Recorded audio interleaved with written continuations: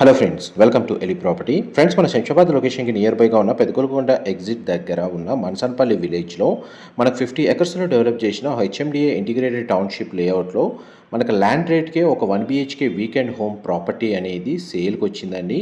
And మీరు ఇప్పుడు వీడియోలో చూస్తున్న ప్రాపర్టీయే మనకు సేల్కి అవైలబుల్ ఉంది. ఈ టోటల్ లేఅవుట్ వచ్చేసి 50 ఎకర్స్లో డెవలప్ చేశారు. దీన్ని 4 ఫేజెస్లో డెవలప్ చేశారండి.